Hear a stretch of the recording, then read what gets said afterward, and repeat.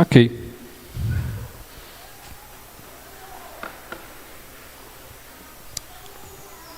Antes de começar, eu queria sugerir a vocês 2 livros que talvez nos ajude muito numa compreensão de uma perspectiva bíblica sobre a nossa atuação política na sociedade como crentes, como cidadãos que em primeiro lugar se renderam ao Senhor Jesus.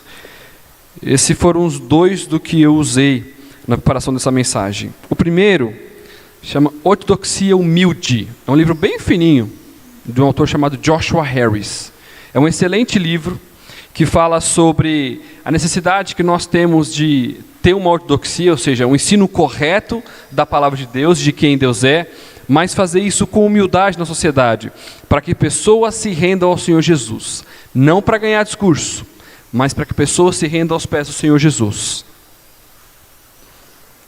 Interessante como uma ortodoxia sem prática não tem validade nenhuma. O Joshua Harris, no ano passado, apostatou da fé e há pouco tempo se assumiu homossexual. Mas o que ele escreveu aqui, baseado na palavra de Deus, continua verdadeiro. Uma pena que ele não acredita mais. Ou nunca acreditou, né? Um outro, Contra a Idolatria do Estado, do Franklin Ferreira, um pastor batista de São José dos Campos. Um excelente livro, esse aqui eu ganhei de um amigo meu, há uns 2 meses atrás. Estou lendo ele, é um livro muito bom para você ler mastigando bem aos poucos. É um livro excelente que trata um paralelo entre o momento político do Brasil, desde a restauração da democracia, vamos dizer assim, com as eleições diretas em 84, e com a visão bíblica sobre como nós devemos atuar, biblicamente, tendo a Deus como soberano e não o Estado, o governo, enfim. Fica a dica aí, comprem, são livros baratos.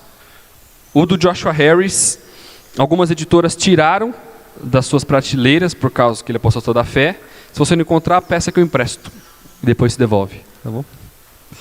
E o do Franklin é bem barato, é um livro muito bom, vale a pena você ter e ler sempre, de 4 em 4 anos, tá bom? Pessoal, quando a gente fala sobre política, algumas coisas vêm à nossa mente como cidadãos, como crentes no Senhor Jesus, e principalmente pela efervescência política que o nosso país vive nos últimos anos.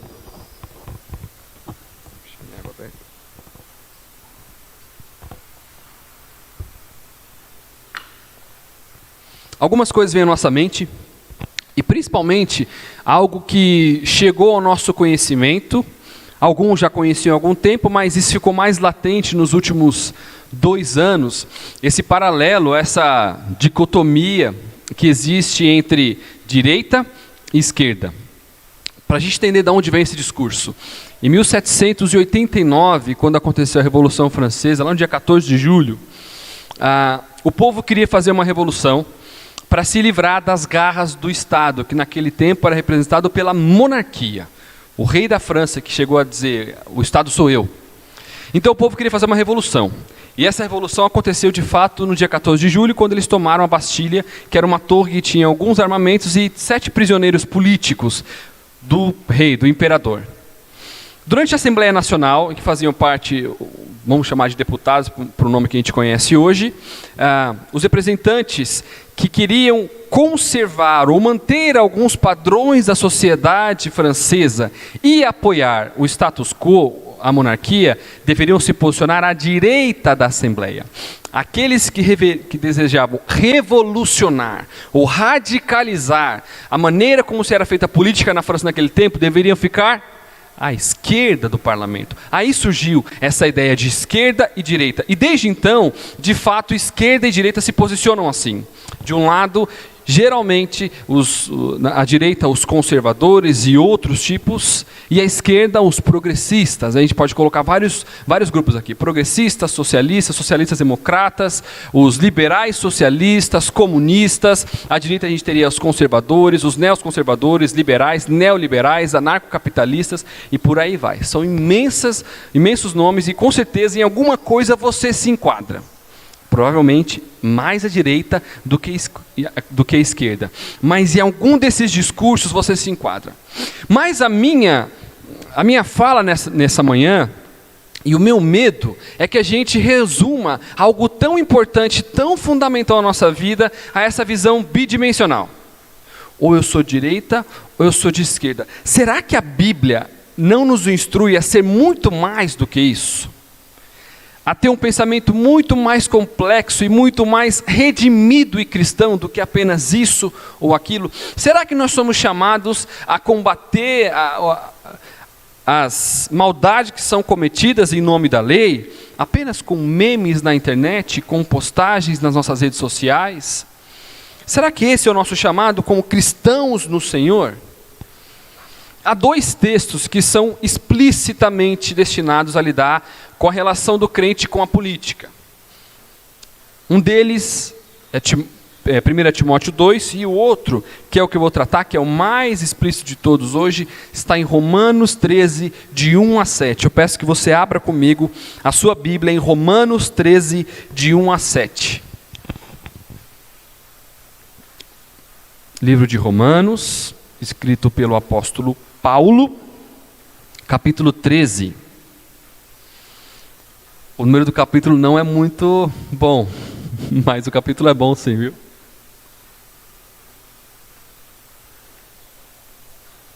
Vamos chamar de capítulo 12 mais 1?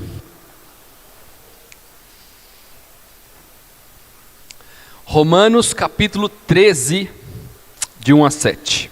Antes de ler esse texto, vai funcionar assim nessa manhã. Eu vou ler o texto com vocês e não vou explicar nada. Depois eu vou explicar com o texto e ler alguns textos e explicar o texto. E depois nós vamos ler de novo, sob uma nova perspectiva. Mas antes de ler esse texto, eu queria atiçar o coração de vocês com alguns fatos que vêm acontecendo na nossa política atual. Essa semana vocês devem ter visto aí uma das cenas mais tristes que eu já vi na minha vida. Vamos chamar de Câmara dos Deputados da Argentina, aprovou o aborto, a legalização do aborto naquele país. E as imagens que eu vi foi de uma multidão, era muita gente, na porta ou na entrada da Assembleia ou da Câmara deles lá, comemorando, e muitas pessoas indo às lágrimas com a aprovação daquela atrocidade. E aquilo foi uma das cenas mais tristes que eu já vi na minha vida. E como o ser humano se regozija na iniquidade, como ele encontra apoio nisso. E quando é liderado por maus governantes que apoiam tais práticas genocidas, isso ganha uma legitimidade, vamos dizer assim, principalmente da mídia. Mas não é só isso que vem acontecendo. O Estado Oregon nos Estados Unidos, há mais ou menos 3 semanas atrás, legalizou qualquer tipo de droga. Não só as recreativas, como são chamadas, né? Maconha e algumas outras sintéticas. Qualquer tipo de droga que você quiser utilizar no estado do Oregon está liberado. Também muita comoção e muita comemoração quando aquilo foi aprovado. Nesse ano, começo desse ano, o estado de Nova York autorizou também ou legalizou o aborto em qualquer estágio da gestação. Inclusive, há um adendo na aprovação dizendo que o aborto pode ser feito logo após o nascimento. Também muita comoção e muita comemoração. O nosso país caminha a passos largos para o mesmo tipo de prática. Não se enganem de achar que vai ser diferente aqui. O meu palpite é que em menos de 3 anos, esse tipo de coisa esteja completamente legalizada e liberada no nosso país. Como é que a gente vai viver uma sociedade como essa? Não sei se vocês acompanharam as últimas eleições que aconteceram nos Estados Unidos agora. Ao que tudo indica, uma eleição completamente fraudulenta e comprometida pela corrupção, mas que conta também com a anuência de boa parte da mídia, de boa parte da sociedade, porque acham que os fins justificam os meios. O sistema eleitoral americano é infinitamente superior e mais seguro que o nosso. Qual a chance do atual presidente ser eleito nas próximas eleições do nosso país? É quase 0. Como é que a gente vai reagir em relação a isso? O nosso voto popular começa a perder validade. Os nossos direitos, dia após dia, são completamente dizimados por algumas decisões que a nossa Câmara, o nosso Superior Tribunal de Justiça toma todos os dias, com vistas a manter a ideologia política dos governos passados. E parece que tanto nós quanto o Poder Executivo estamos de mãos atadas diante disso. O contexto que Paulo vivia quando ele escreveu esse livro de Romanos era muito parecido. A diferença é que era um pouco pior. Eles não podiam eleger os seus representantes políticos. Aí é pior para nós, porque nós podemos e nós escolhemos muito mal. A gente investiga muito pouco. A gente vai atrás de pouquíssima informação. Mas no contexto de Paulo, além deles não poderem escolher os seus governantes, ainda eram dominados com muita tirania, muita perseguição e violência. O que eu também acho que vai acontecer com a gente em pouco tempo. O que causou a eleição e uma chamada onda conservadora, tanto nos Estados Unidos e em alguns países aqui da América do Sul, inclusive o nosso, foi a retaguarda, a vanguarda cristã que elegeu esses governantes. E não se enganem, quem não está no poder agora sabe muito bem disso. E adivinhem qual é a primeira coisa que eles vão fazer quando eles assumirem o poder de novo? Perseguir para que isso nunca mais aconteça. Não tenham dúvida disso. A boa notícia é que a nossa esperança não está nesse mundo. E a boa notícia também é que toda vez que a igreja do Senhor Jesus foi submetida à perseguição violenta, ela triunfou. Ela cresceu assustadoramente. Eu estava pesquisando alguns dados sobre essa relação da política com a igreja, e eu descobri que a igreja perseguida na China, não é legalizada pelo governo, mas aquela perseguida que é chamada subterrânea, já é maior do que a do governo. Estima-se que hoje na China existam, nominalmente, pouco mais de 400 milhões de cristãos. De verdade, aqueles que são perseguidos e têm seus comércios tomados pelo governo lá, um pouco mais de 150 milhões. É quase a população do nosso país.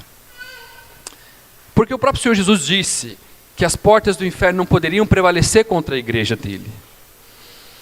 E não muito tempo atrás, eu li uma reportagem na revista Time que diz que o mundo precisava se preparar para viver numa realidade muito diferente, provavelmente em 2030, 2035. Porque eles diziam que do jeito que o evangelho estava crescendo na China, nesses anos, provavelmente metade daquele país seria cristão. Como que o mundo reagiria?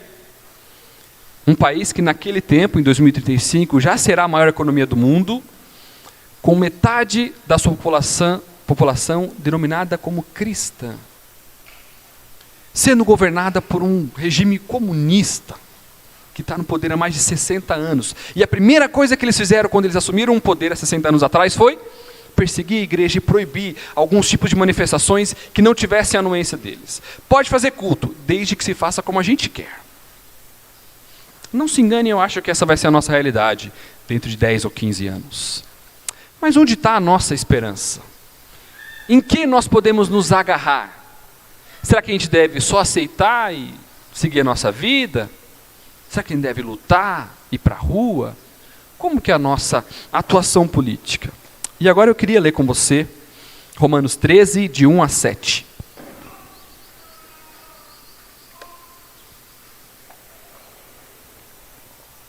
Romanos capítulo 13, versículos de 1 a 7. Acompanha comigo aí.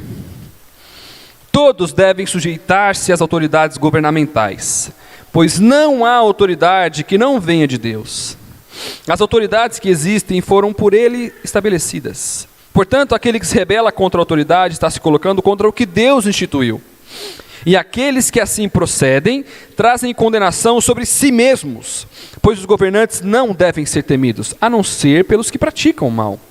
Você quer viver livre do medo da autoridade? Pratique o bem, e ela o enaltecerá, pois é serva de Deus para o seu bem. Mas se você praticar o mal, tenha medo, pois ela não porta a espada sem motivo. É serva de Deus, agente da justiça para punir quem pratica o mal. Portanto, é necessário que sejamos submissos às autoridades, não apenas por causa da possibilidade de uma punição, mas também por questão de consciência. É por isso também que vocês pagam impostos, pois autoridades estão a serviço de Deus, sempre dedicadas a esse trabalho. Deem a cada um o que lhe é devido. Se imposto, imposto. Se tributo, tributo. Se temor, temor. Se honra, honra.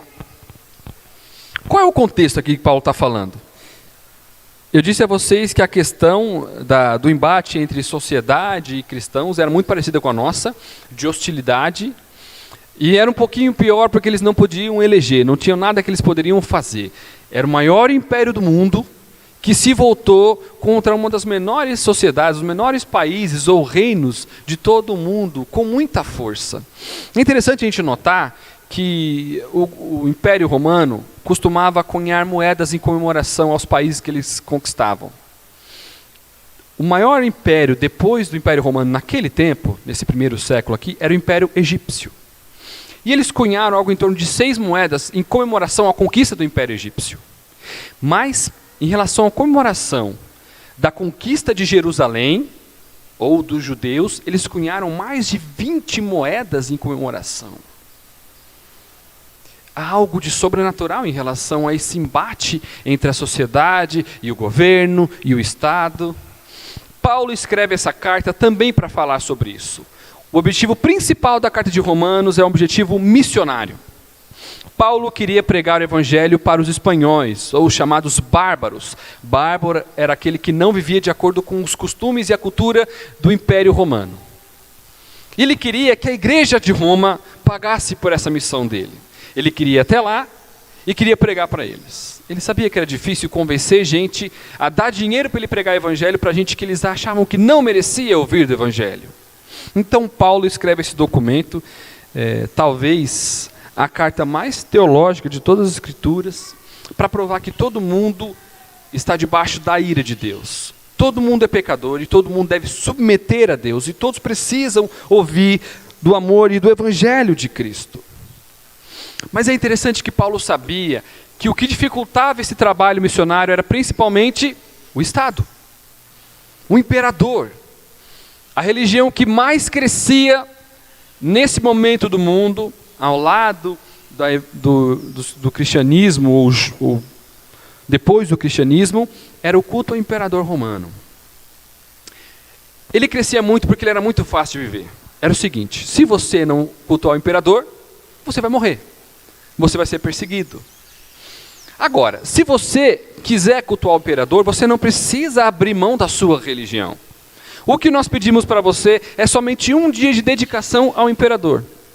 Um dia você vai lá no templo, queima algum tipo de incenso, algum tipo de oferta, presta algum tipo de louvor ao imperador e tudo bem.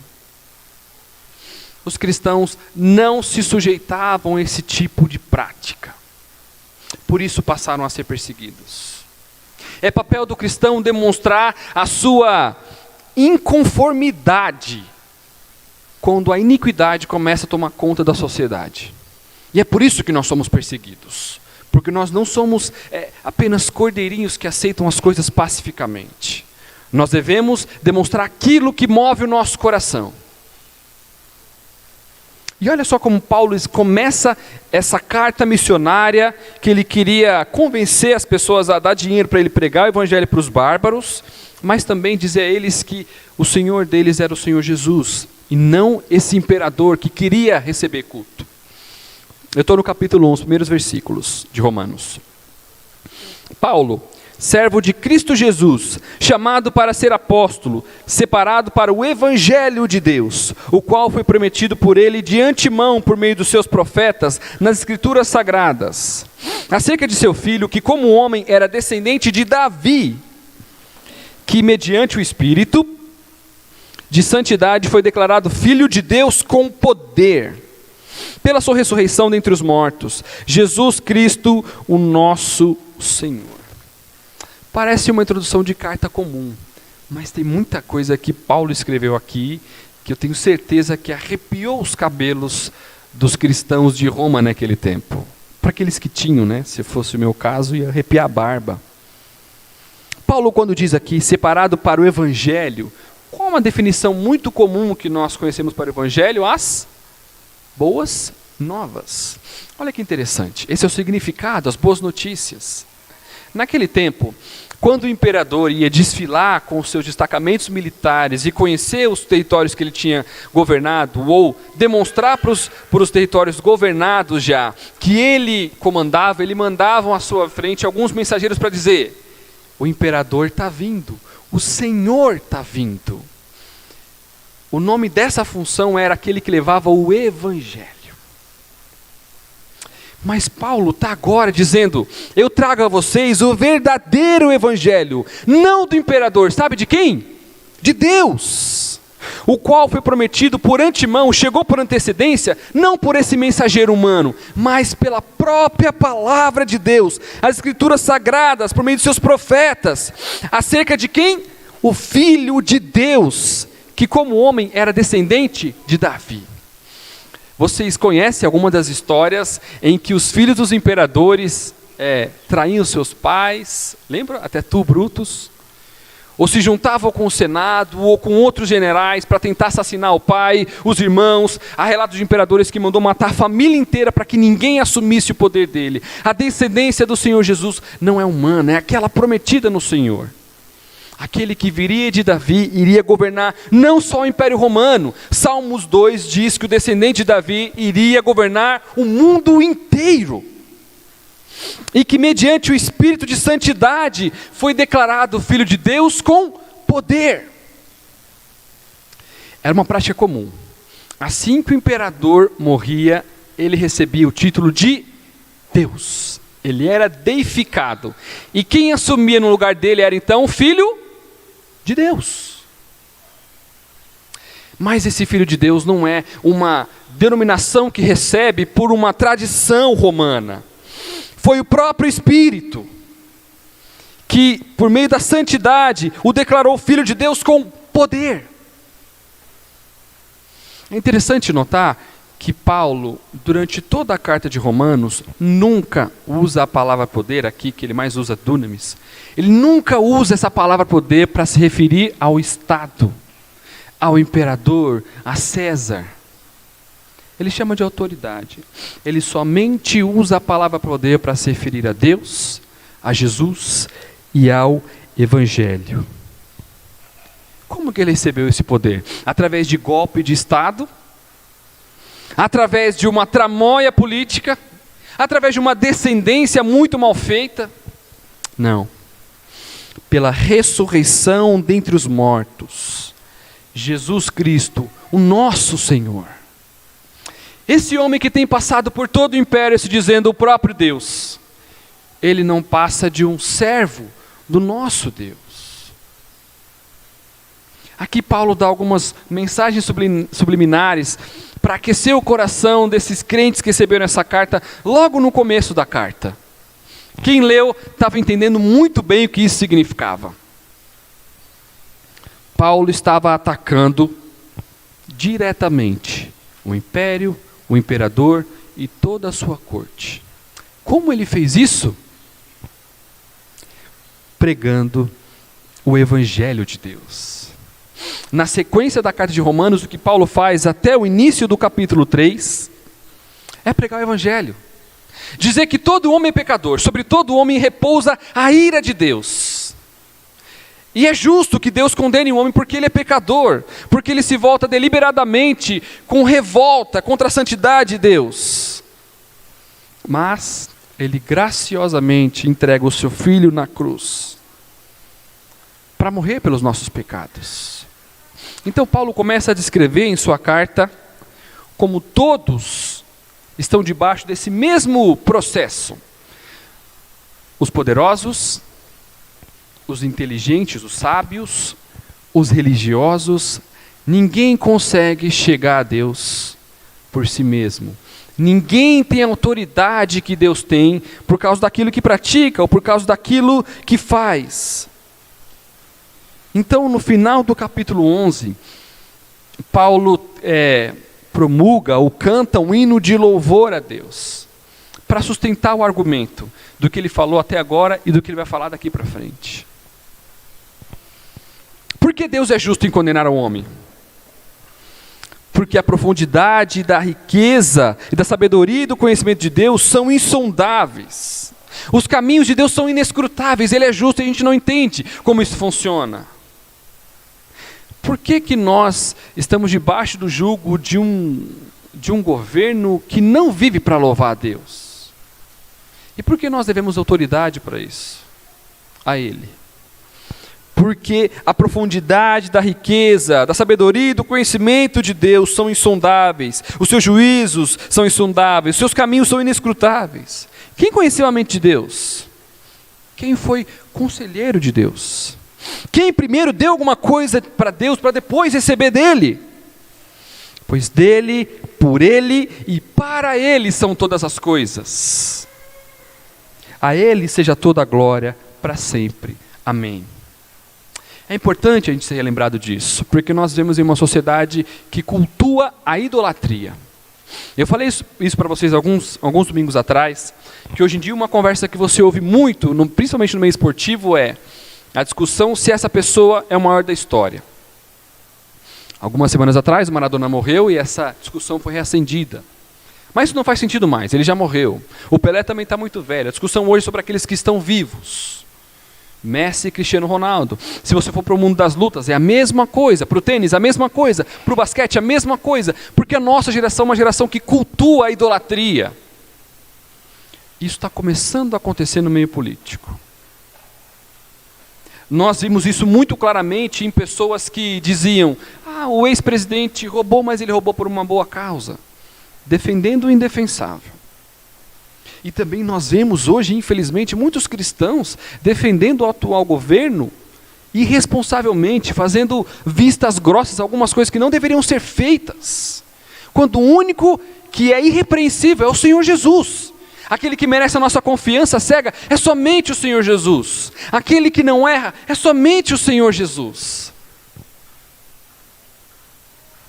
É importante a gente lembrar a quem é devido todo louvor e toda glória. Quem é digno de ser louvado? Quem é digno de todo louvor? E Paulo, então, para começar a falar sobre esse embate entre política, primeiro, ele fala para a gente pensar sobre as coisas. Portanto, porque Deus merece todo louvor, e por tudo que vocês ouviram, Deus é Deus, nós somos nós. Deus é santo, nós somos os pecadores debaixo da sua ira. Rogo-lhes pelas misericórdias de Deus que se ofereçam em sacrifício vivo, santo e agradável a Deus, que é o culto racional de vocês. Não se amoldem ao padrão deste mundo, mas transformem-se pela renovação da sua mente, para que sejam capazes de experimentar e comprovar a boa, agradável e perfeita vontade de Deus. Então Paulo passa a falar sobre o amor. Nessa perspectiva, interessante que antes de Paulo falar sobre sujeição às autoridades, Paulo diz que nós devemos amar os nossos inimigos. Como é difícil isso? Confesso a vocês que uma boa parte das minhas orações pelas nossas autoridades são imprecatórias. Eu peço para que Deus elimine aquele fulano da face da terra, porque ele é ímpio, porque ele não quer saber da justiça de Deus. Mas eu fui muito confrontado com isso aqui. Porque antes de Paulo falar sobre esses caras, ele fala sobre amor ao inimigo. Ai, dói no nosso coração. Como eu vou orar por um cara que deliberadamente diz que o que a sociedade precisa é se livrar da moralidade cristã? Que até agora Deus só atrapalhou a história da humanidade. A gente precisa eliminar esse tipo de pensamento, senão a gente não vai evoluir como homem. Aí Paulo, no versículo 21 do capítulo 12, faz uma dobradiça antes de falar sobre as autoridades. Olha o que ele diz, aliás, no versículo 20 do capítulo 12. Se o seu inimigo tiver fome, dê-lhe de comer. Se tiver sede, dê-lhe de beber. Fazendo isso, você amontoará brasas vivas sobre a cabeça dele. Olha o 21. Não se deixem vencer pelo mal, mas vençam o mal com memes na internet. Com o bem. Então ele vem para esse texto que a gente leu. Todos devem sujeitar-se às autoridades governamentais, pois não há autoridade que não venha de Deus. As autoridades que existem foram por Ele estabelecidas. Não existe esfera nenhuma da sociedade em que a autoridade não tenha sido estabelecida pelo próprio Deus. Seja nós, pelos nossos filhos, seja os nossos deputados, os nossos vereadores, o nosso prefeito, governador, presidente, senadores, todos eles estão lá porque Deus quis, porque Deus estabeleceu. Olha o que Paulo diz: portanto, já que Deus estabeleceu, aquele que se rebela contra a autoridade está se colocando contra o que Deus instituiu, e aqueles que assim procedem trazem condenação sobre si mesmos. A rebeldia contra a autoridade é rebeldia contra o próprio Deus. Qual que é a nossa dificuldade aqui? Nem sempre aqueles que mediam a soberania, aqueles que estão por Deus aqui colocados como nossos governantes, estão legitimando a ordem de Deus. Eles não agem com legitimidade. Olha o que Paulo diz no versículo 3: pois os governantes não devem ser temidos, a não ser pelos que praticam o mal. A questão aqui não é o governante, é a posição que ele ocupa, é o personagem. A nossa questão não é contra a figura A, B ou C, mas é contra aquele personagem, aquela cadeira que ele ocupa.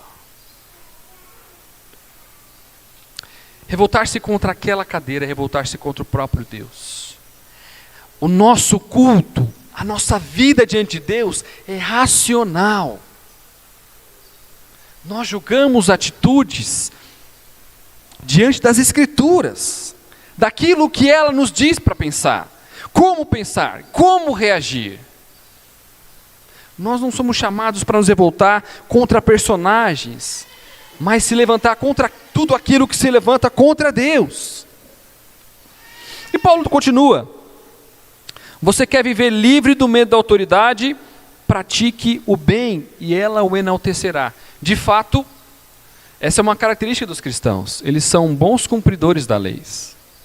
Pagam um devido imposto, eles não usam o celular enquanto estão dirigindo, eles não dirigem sem estar com o cinto colocado, eles são honestos.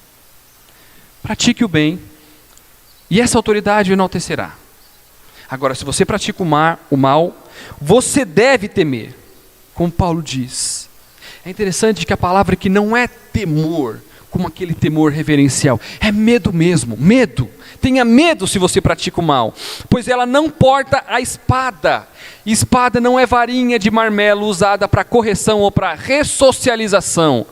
Espada é um instrumento de morte.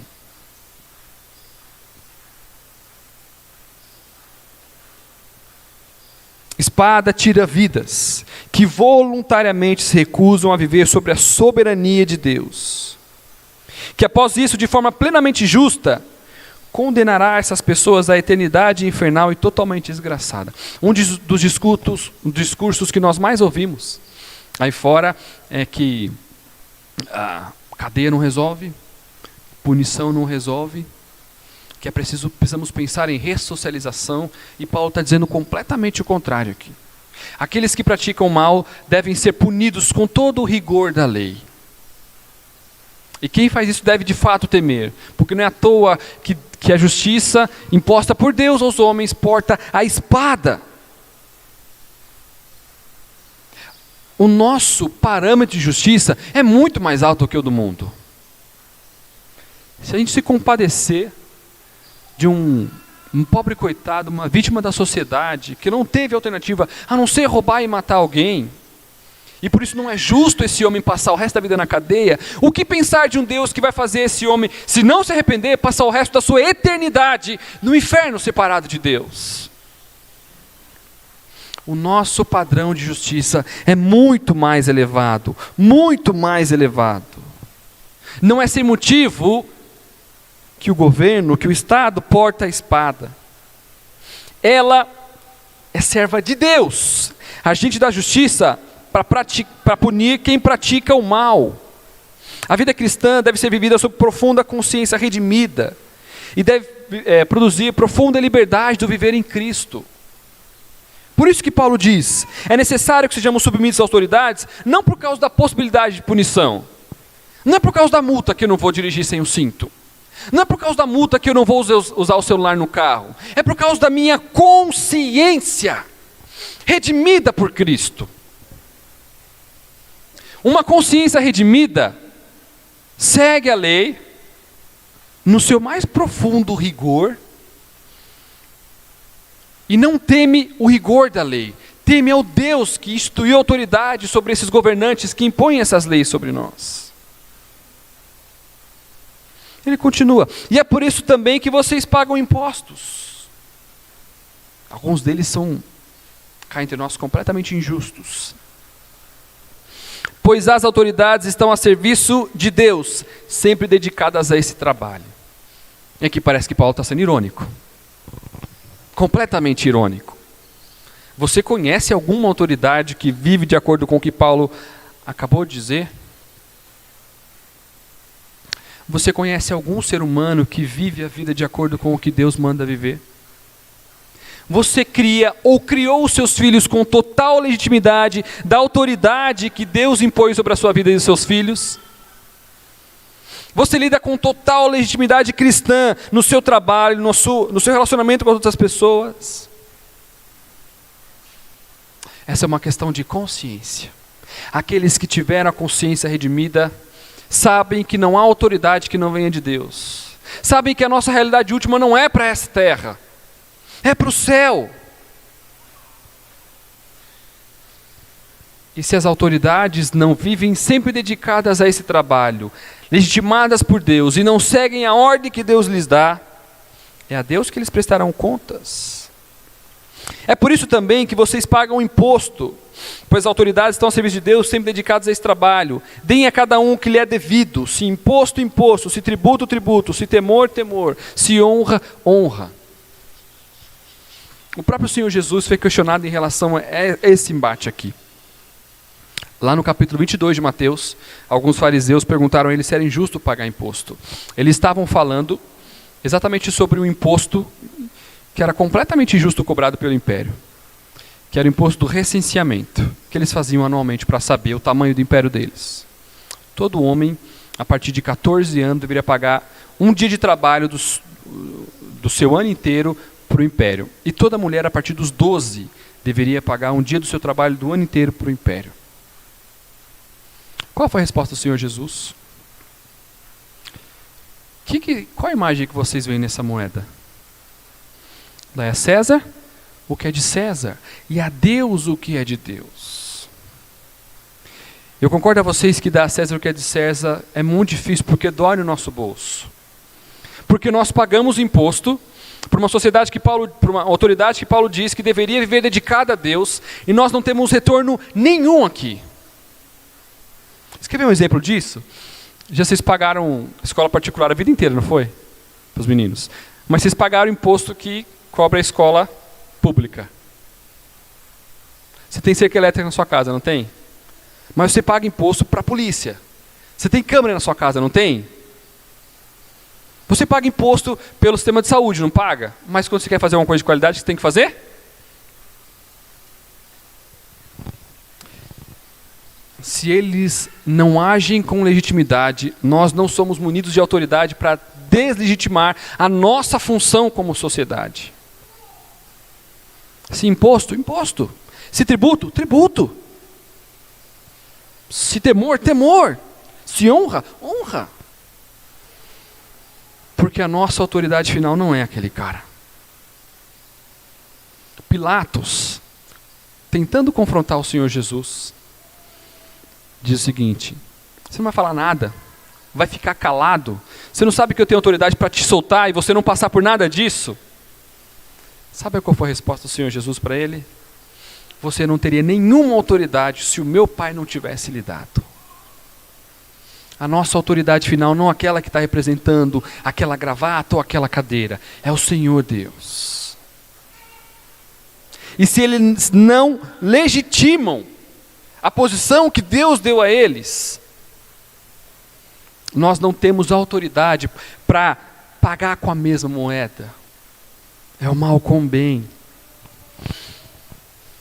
A maneira lógica e bíblica que nós temos de entender biblicamente esse texto, essa questão de submissão à autoridade, está nos textos que eu li aqui no começo do culto e que eu li também durante a nossa pregação aqui. Ó profundidade da riqueza, da sabedoria e do conhecimento de Deus. Quão insondáveis são os juízos de Deus, inescrutáveis os seus caminhos. Quem conheceu a mente do Senhor, mas a gente ora, Deus, como é que esse cara foi eleito? Ou quem foi seu conselheiro? Deus, como é que esse candidato pôde chegar no segundo turno da maior cidade do nosso país? Quem primeiro lhe deu para que ele o recompense? Deus, você não quer aceitar a minha dica aqui não e tirar esse cara? Com o instalar dos seus dedos você elimina todo o nosso Congresso, todo o nosso Senado. Você não quer me escutar melhor, Deus?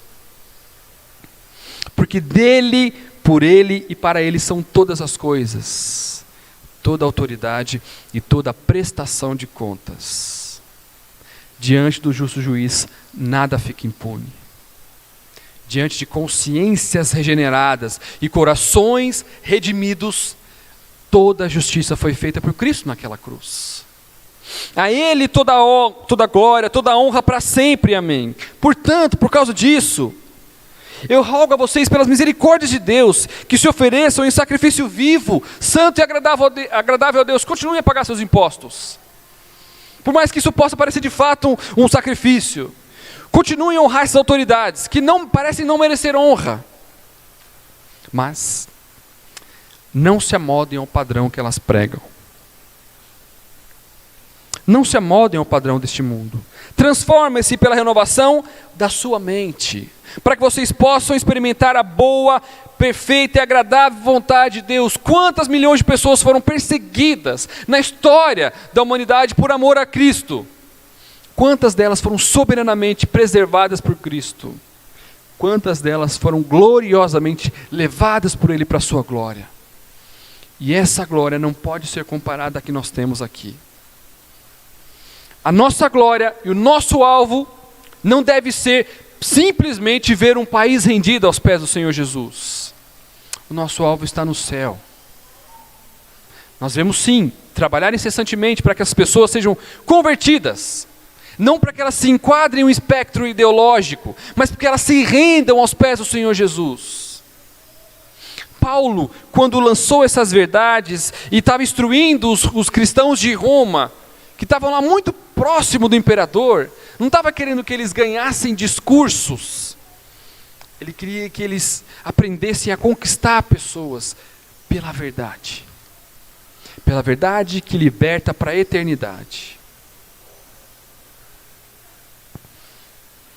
A política serve para glorificar a Deus. Se não, de maneira prática, em atos que honrem a Deus, mas para mostrar que Deus é santo e poderoso e o homem é podre e não presta. E eu queria terminar com algumas considerações sobre a nossa interpretação e atuação política diante da soberania de Deus. Em primeiro lugar, Deus é a autoridade soberana e última da criação. Não há autoridade que não tenha sido estabelecida por Ele. Não há autoridade que não deverá responder a Ele. Como eu já disse, em toda a carta de Romanos, Paulo não usa nenhuma vez sequer a palavra poder para se dirigir ao Estado, ao imperador, aos destacamentos políticos, aos procônsules, aos prefeitos, aos governadores. Ele só usa a palavra de Deus, a palavra poder, para se referir a Deus, ao Senhor Jesus e ao Evangelho. O resto é só autoridade. E mesmo essas estão sobre a soberania de Deus, instituídas por Deus. Em primeiro lugar, Deus é a autoridade soberana e última de toda a criação. Em segundo lugar, a vida cristã é uma realidade predominantemente pública. No sentido de que não há como se esconder aos olhos de Deus. A gente pode muito bem, nas nossas orações, e muitas vezes a gente ora assim, Deus, o Senhor não está vendo o que esse cara está fazendo? Olha o tipo de projeto de lei que esses homens estão propondo, estão votando, estão aprovando. Não há espaço privado na vida do homem. Não há espaço, não há esfera em que nós estejamos completamente privados aos olhos de Deus. Talvez haja algumas esferas em que nós não tenhamos acesso, ou que a justiça não tem acesso, ou que a polícia não tem acesso, ou que as nossas esposas não tenham acesso, ou que o nosso patrão não tem acesso, mas Deus tem. E dessa justiça ninguém escapa. A partir dessa perspectiva, a nossa realidade é acusar o comportamento disfuncional. Por que isso é errado? Porque Deus condena. Propor a solução evangélica para isso. Qual é a solução para isso? Aprovar leis boas? Não. Que esses homens se rendam aos pés do Senhor Jesus. Em terceiro lugar, se sujeitar às autoridades por dever de consciência. O nosso alvo é manter a ordem na sociedade, não por coação, mas por consciência de Deus. Eu não vou ser coagido por um guarda que está à espreita esperando eu pegar o meu celular. Por consciência redimida de Deus que eu não vou usar. Em terceiro lugar, não existe nada mais politicamente ativo do que pregar e viver o Evangelho. Para consolar corações diante de uma realidade política hostil ao Evangelho e os desmandos do imperador, Paulo expõe a realidade poderosa e graciosa de quem Jesus é, Filho de Deus com poder.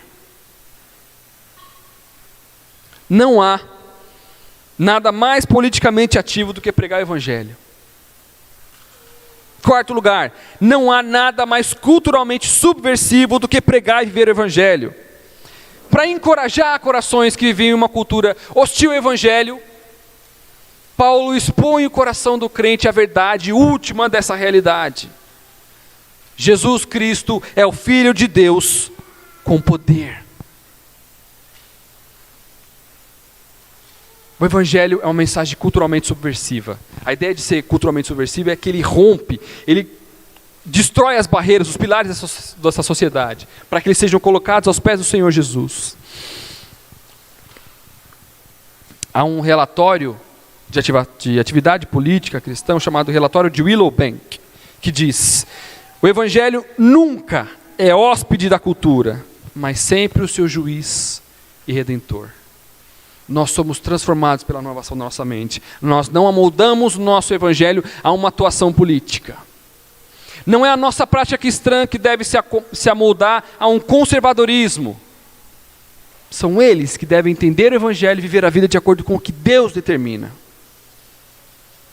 Quinto lugar, quando a cadeira ocupada não for legitimada pela ética divina, como nós devemos agir? Olha o que os apóstolos disseram em relação a isso, lá em Atos 5, 29. É preciso obedecer a Deus antes do que os homens. Nem que isso custe a nossa vida, nem que isso custe a nossa segurança, nem que isso custe a nossa saúde, como eu acho que vai acontecer daqui a alguns anos, como eu acho que vai ser a realidade dos nossos filhos. Eu acho que é esse mundo que eles vão enfrentar, que cada vez mais se aproxima da volta do nosso Senhor Jesus. É como se fosse uma desobediência civil, mas não porque nós temos sido lesados com impostos que não valem a pena, mas por amor à causa de Cristo. Lembrem-se das parteiras do Egito. O faraó mandou que elas comunicassem quando uma mulher hebreia tivesse para dar à luz, e elas desobedeceram por amor à causa de Deus. Lembram dos pais do Senhor Jesus, quando o imperador disse que toda criança com menos de 2 anos deveria se apresentar, porque ele queria eliminar todas elas, porque ele ouviu alguns homens importantes vindos do Oriente dizendo que o rei tinha nascido. É preciso obedecer antes a Deus do que aos homens, não por uma legitimidade civil, mas por consciência redimida a Cristo. E por fim, como descansar em Deus diante da realidade de uma máquina estatal que vive em função de si mesma? Em primeiro lugar, descanse na soberania de Deus. Quando você se irritar e estiver completamente desesperançoso em relação à atuação política dos nossos governantes, eu te aconselho, te convido, te exorto a ler Romanos 11, 33 a 36. Ó profundidade da riqueza, da sabedoria e do conhecimento de Deus. Quem conheceu a mente de Deus? Quem é que pode dar um conselho a Deus? Como descansar diante da realidade de uma máquina estatal que vive em função de si mesma e não para glorificar Deus? Descanse na soberania de Deus. Leia Romanos 11, de 33 a 36. Em segundo lugar, ore pelas autoridades. Ore por eles. O mesmo Deus que transformou pessoas tão pecadoras como nós, pode transformar eles também. Por último lugar, lembre-se de Romanos 11, 1 e 2. Viva em santidade. Portanto, irmãos, rogo-lhes pelas misericórdias de Deus que se ofereçam em sacrifício santo, vivo e agradável a Deus. Esse é o culto racional de vocês.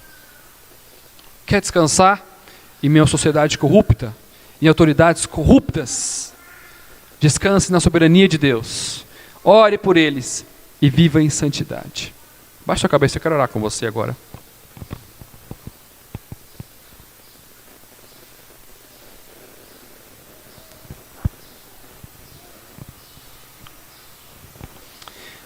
Senhor, a nossa confiança está somente no Senhor e no seu poder. Nós te louvamos por quem o Senhor é, por tudo que o Senhor fez. A nossa honra, a nossa dedicação completa, a nossa fé está somente no Senhor Jesus, somente no Cordeiro que venceu. E nada, nem ninguém vai tomar esse lugar em nossos corações. Nós queremos orar por aqueles que são representantes nossos, colocados ali para o Senhor, pelo Senhor. Rogamos por aqueles que têm legitimado a sua ordem e vivido uma vida de santidade, buscado obedecer ao Senhor e honrar o Senhor em tudo o que fazem. Também por aqueles que não legitimam a ordem do Senhor, que são corruptos, ladrões. Nós oramos por eles porque um dia nós fomos assim também. E o mesmo poder que nos alcançou e que nos transformou também pode fazer o mesmo por eles. Não há outra solução para esse país a não ser o Evangelho do Senhor Jesus, o Cristo morto, ressurreto naquela cruz, que venceu triunfantemente e está à direita de Deus, e em breve, muito em breve, virá nos buscar, Deus. Essa é a nossa esperança única e última para esse viver. Essa vai ser a nossa atuação política nessa cidade, nesse país, nesse mundo. Pregar o teu Evangelho e viver o teu Evangelho. No nome de Jesus.